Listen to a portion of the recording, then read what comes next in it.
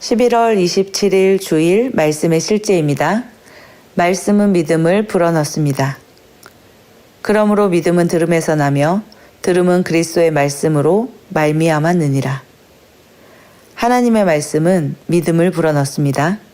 종종 하나님의 말씀을 듣거나 공부할 때 당신의 영이 활력을 얻음을 알 수 있습니다.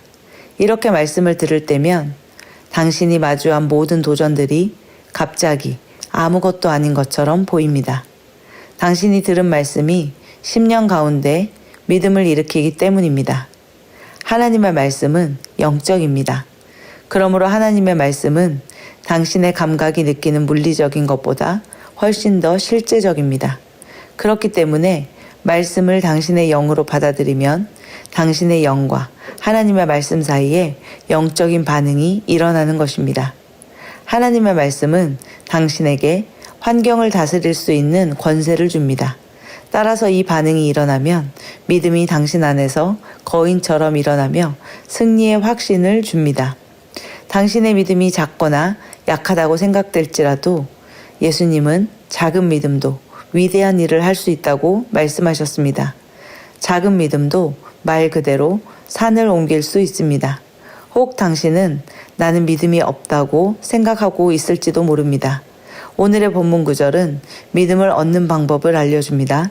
믿음은 들음에서 나며 들음은 하나님의 말씀으로 말미암습니다. 당신이 믿음이 충분하지 않다고 생각이 든다면 이는 당신이 하나님의 말씀을 더 많이 들을 시기라는 뜻입니다. 말씀은 반드시 당신에게 믿음을 불어넣을 것입니다. 이것이 하나님 왕국의 원리입니다.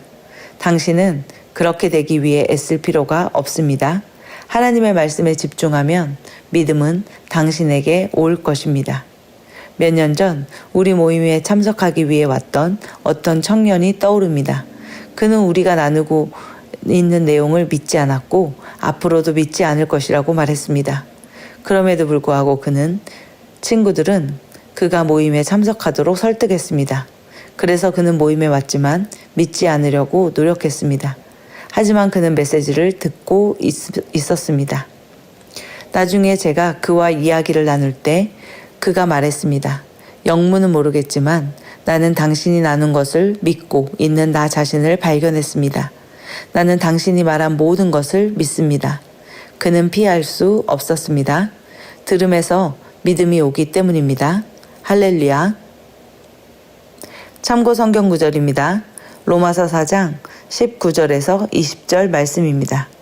그가 100세쯤 되었을 때에도 믿음이 약해지지 아니하여 이제는 죽은 자기 몸을 고려하지 아니하고 또 사라의 태가 죽은 것도 고려하지 아니하였으며 믿지 아니함으로써 하나님의 약속에 관하여 흔들리지 아니하고 오히려 믿음이 강해져서 하나님께 영광을 돌리며.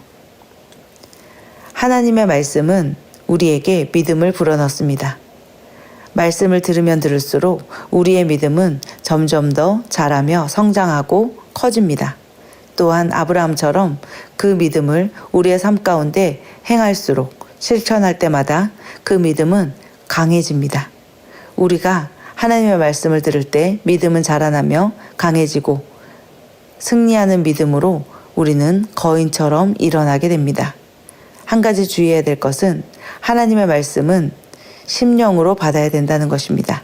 하나님의 말씀을 우리의 이해나 머리로 지식으로 받아들이는 것이 아니라 나의 심령에 영의 양식으로 힘으로 받는 것입니다. 그러할 때에 우리 심령 가운데 말씀이 역사하게 되는 것입니다. 함께 기도하겠습니다. 사랑하는 아버지, 내가 당신의 말씀을 공부하고 묵상할 때 나는 그리스도 안에 있는 나의 유업을 발견하며 그리스도 안에서 내게 주신 모든 것을 누리고 취할 수 있는 믿음을 받습니다. 나의 믿음은 언제나 승리합니다.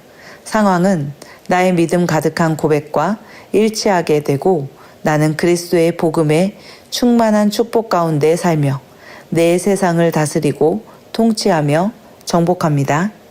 예수 이름으로 기도합니다. 아멘.